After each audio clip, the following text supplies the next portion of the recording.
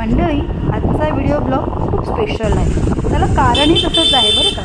माझा लूक बघून मला असं वाटत असेल की मी कोणत्या कार्यक्रमाला किंवा समारंभाला जात आहे, पण तसं नाही आहे. आज आमच्या गावामध्ये पूर्ण गावची सार्वजनिक सत्यनारायणाची पूजा होती आणि त्याच निमित्ताने हळदी कुंकूसुद्धा होतो.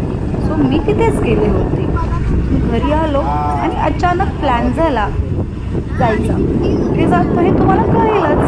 तर मी शरण्याचे काका म्हणजे संचन दादा, सुबोध आणि बाबा आम्ही सगळे निघालो. आम्हाला पहिल्यांदा सोडून संचन दादा पुन्हा त्या दोघांना घेऊन आम्हाला टाकून गेले. कारण थोडं लांब होतं, कारण आम्हाला जातो रानामध्ये. तर आम्ही रानामध्ये जातोय हे आता तुम्हाला समजलंच असेल, कारण आम्ही आलो आहोत जांभळं काढायला. गावात आलो. गावात म्हणजे तुम्ही इकडे काय करताय सगळेजण? ना.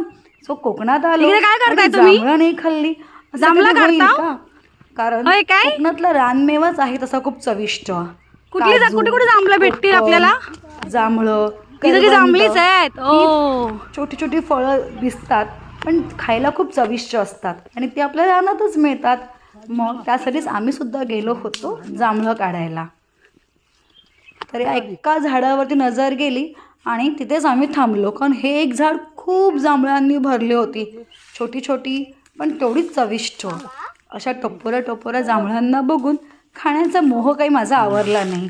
4-5 जांभळं तर तिथेच उभं राहून तशीच हाताने तोडून खाण्यासारखी होती आणि मी खाऊनसुद्धा बघितली. आणि बाकीच्यांची सगळ्यांची जांभळं काढायची सुरुवात झाली. संचन दादा झाडावर चढले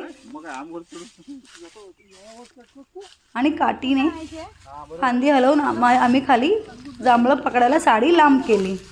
हे बघा, बाबांनी एक टोक पकडले आणि मी एक टोक पकडले. तुम्हीही तुमच्या गावी अशा पद्धतीने जांभळं जमवली आहेत का? जमवली असतील तर कमेंट करून नक्कीच सांगा. आणि कोकणातल्या मुलांना लहानपणीची आठवण करून देणारी पद्धत आहे, हो की नाही? आणि शरण्याने पण जे जांभळं काढण्याच्या कार्यक्रमाचा खूपच आनंद घेतला. मी सुद्धा पहिल्यांदाच अशा पद्धतीने जांभळं जमा केली असतील. कोकणात आलो आणि ही मजा नाही केली तर काय मजा केली हो.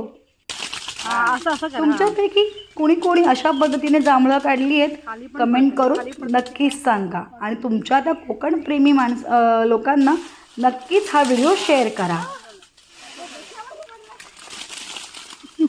आणि आम्ही खूप जांभळं जमवली. दादा बघा कसे वरती चढलेत आणि केवढी जांभळं मिळाली आम्हाला, बाप रे. आणि शरण्याने तर अगदी जांभळाची फांदीच